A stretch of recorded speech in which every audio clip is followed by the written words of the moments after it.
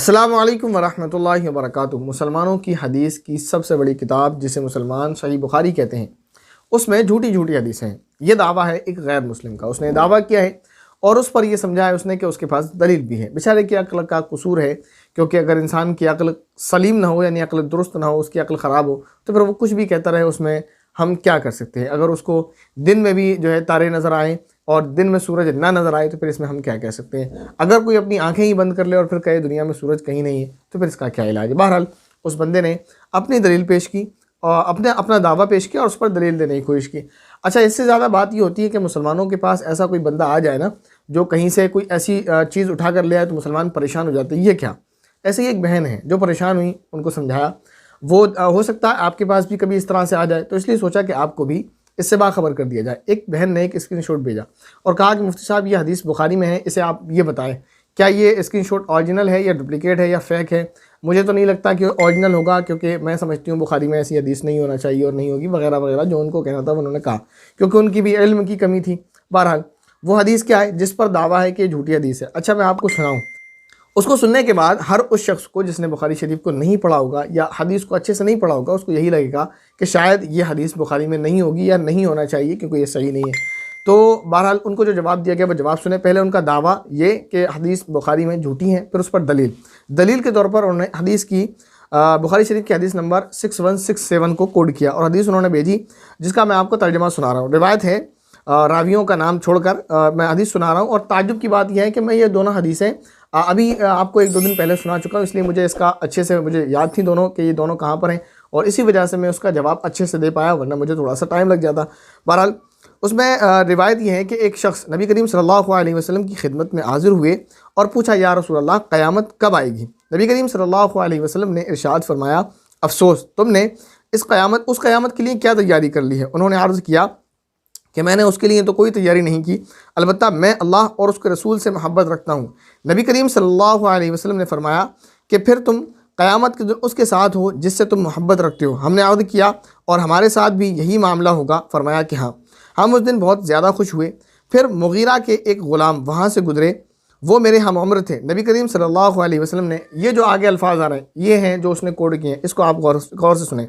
फिर नबी करीम सल्लल्लाहु अलैहि वसल्लम ने फरमाया, अगर ये बच्चा ज़िंदा रहा तो उसके बुढ़ापा आने से पहले क़यामत कायम हो जाएगी।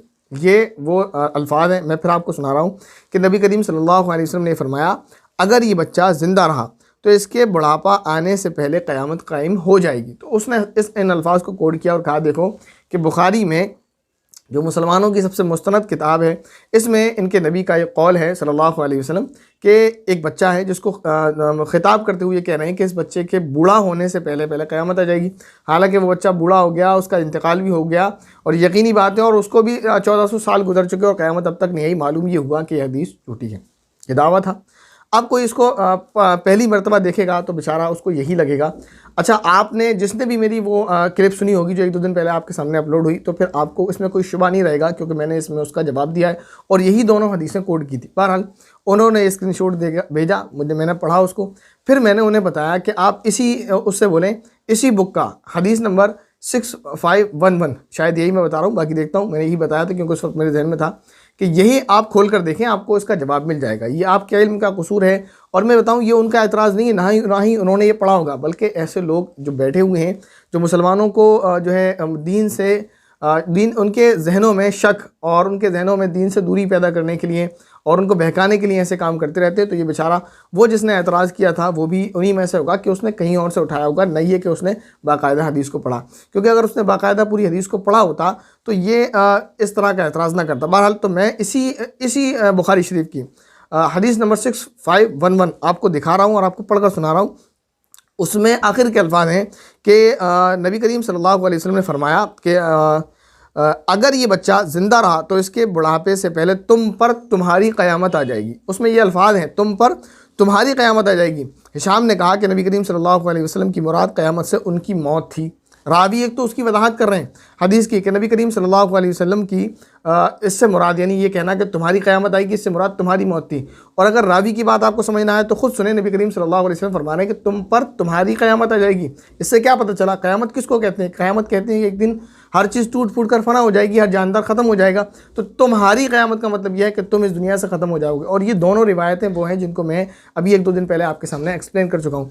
तो अगर बंदा हदीस नंबर 6167 के साथ साथ 6511 भी अगर पढ़ लेता हो तो उसको कोई एतराज़ नहीं होता। याद रखें, मुसलमानों से, तमाम भाइयों से और बहनों से मेरी ये मुक़द्दमाना दरख्वास्त है और उनसे बहुत पुख्तगी और यकीन के साथ मेरा ये कहना है कि आप इस बात पर मुकम्मल एतमाद और यकीन रखें कि अल्लाह ताला ने जिस दीन पर आपको पैदा किया है, जिस दीन पर अल्लाह ताला आपको चला रहे हैं, वही दीन बरहक है और वही दीन सबसे मजबूत है। सबसे मजबूत मुराद ये कि उन्हीं के पास दलाइल हैं और वही दीन बरहक है। बाकी जो अदियान हैं वो सारे ऐसे ही हैं, लोगों के अपने बनाए हुए हैं। इस्लाम ही वाहिद दीन है। लोग अब क्या करते हैं, अपने पास तो कुछ है नहीं, दूसरे में कमियां निकालना, यही लोगों का मिजाज भी है। अगर किसी के पास खुद कुछ हो, आप देखें, अगर आपके इलाके में लोग ऐसे होंगे जो जिनके पास जॉब होगी, जिनके पास परिवार होगा, तो वो लोगों से लड़ने झगड़ने वाले नहीं होंगे। उनके पास लोगों को बुरा भला कहने के लिए टाइम नहीं होगा। जो जॉबलेस बंदे हैं, जो जॉबलेस बंदियां हैं, या जो घर से बिल्कुल फ्री हैं, जो औरतें, तो वो एक किसी पड़ोसी की बुराई करने में, इधर ताक झाँक करने में, उसकी बुराई करने में, तो ये जिसके पास कुछ नहीं होता वही दूसरों को तनकीद करने में, दूसरे पर कीड़े निकालने में रहता है। जिनके पास अपना कुछ नहीं है तो बेचारे यही देख रहे हैं वो कि इस्लाम इनके पास क्यों है, इनके पास भी नहीं रहना चाहिए और इनसे भी छीन लेना चाहिए, इनसे भी ख़त्म कर देना चाहिए। तो याद रखें मुसलमानों को, फिर मेरी तमाम बहन और भाइयों से ये नसीहत है, ये दरख्वास्त है उनको कि इस्लाम पर पुख्तगी के साथ यकीन रखें और ये यकीन रखें कि अल्लाह ताला ने आपको जिस दीन पर पैदा किया है वो दीन बरहक है। इसमें किसी भी किस्म का कोई शुबा नहीं है, ना ही कुरान करीम के अंदर कोई इस तरह की बात है इस पर एतराज़ किया जा सके। बेजा और बेढंगे एतराज़ तो कोई भी कर सकता है, जैसे इन्होंने किया। ना ही नबी करीम सल्लल्लाहु अलैहि वसल्लम के प्यारे अक़वाल में से किसी भी कौल में, जो भी नबी पाक सल्लल्लाहु अलैहि वसल्लम के अक़वाल हैं, अहादीस हैं, उनमें से किसी भी कौल पर कोई ढंग का एतराज़ कर सके। बेजा एतराज़ करे तो बेढंगे करे तो करे, यानी ना तो नबी करीम सल्लल्लाहु अलैहि वसल्लम की सीरत पर कोई एतराज़ कर सकता है, ना ही आपके अक़वाल पर कोई एतराज़ कर सकता है। दीन इस्लाम दीन फितरत है और दीन बरहक है, इस पर किसी भी किस्म का कोई एतराज़ नहीं है। लिहाजा अपने जहन और दिमाग में किसी भी किस्म का शुबा पैदा नहीं होना देना चाहिए। हाँ, अगर किसी ने कोई ऐसी बात कही, जैसे ये है, उसने आपको स्क्रीनशॉट भी भेजा और पता नहीं उसने कहाँ कहाँ भेजा होगा, कितने लोगों को उसने शक में मुब्तला किया होगा। यकीनन मैं कहता हूँ, अगर वो जो अल्फाज हैं, अगर कोई उसको देखेगा कि नबी करीम सल्लल्लाहु अलैहि वसल्लम ने एक बच्चे को, एक कम उम्र शख्स को देखकर ये कहा कि अगर ये ज़िंदा रहा तो इसके बुढ़ापा आने से पहले क़यामत आ जाएगी, तो पहली बार में हर किसी की यही समझ आता है कि वो तो यकीनन मर चुका होगा और क़यामत नहीं आई। तो जो मुसलमान हैं, या तो वो शक और शुबह में मुब्तला होगा कि माज़अल्लाह हदीस झूठी है और जो है बुखारी में झूठी बात लिखी है, या तो ये होगा, या फिर अगर उसका ईमान यकीन मजबूत होगा तो वो ये समझेगा कि ये तो जो बुखारी में तो झूठी बात नहीं है, क्योंकि नबी करीम सल्लल्लाहु अलैहि वसल्लम कोई ऐसी बात नहीं फरमा सकते। लेकिन ये जो स्क्रीनशॉट भेजा इसने, ये हदीस नहीं है, वो इसको हदीस होने को इनकार कर देगा, वो समझेगा ये हदीस नहीं है। तो ये भी कम इल्मी की वजह से हदीस को, नबी करीम सल्लल्लाहु अलैहि वसल्लम की हदीस को हदीस होने से इनकार करना, ये भी कम बुरी बात नहीं है, अगरचे लाइल्मी में है। तो ये दोनों में से कोई एक बात होनी है। या तो बेचारा अगर दीन में उसको जो है पुख्तगी नहीं होगी तो दीन से वो हाथ धो बैठेगा, और अगर दीन में पुख्तगी होगी तो फिर इस हदीस के हदीस होने का इनकार करेगा। लेकिन अगर वो किसी भी आलिम से रब्ता करेगा और शक में ना पड़े, बस ये कहे कि किसी ने एतराज़ किया इस पर, इसका जवाब क्या है, और वो किसी भी आलिम से जवाब पूछेगा तो इंशाअल्लाह उसको ऐसा जवाब मिलेगा कि उसके ईमान में, उसकी यकीन में पुख्तगी और ज़्यादा हो जाएगी। तो जैसे एक शुबा उसने एक हदीस से पैदा करने की कोशिश की, मैंने उसी किताब से एक दूसरी हदीस पेश करके उसका जवाब दिया। तो जो जवाब उनको दिया, उनको इससे तसल्ली हुई और उनको इत्मीनान हुआ। यकीनन आपको भी इसको सुनकर, यानी जो दोनों रिवायत को सुनकर तसल्ली और इत्मीनान हुआ होगा। मेरी फिर आपसे आखिर में दरख्वास्त यही है कि कोई अगर आपके जहन में शक और शुबा पैदा करने की कोशिश करें तो बिल्कुल भी अपने जहन में शक न लाएं।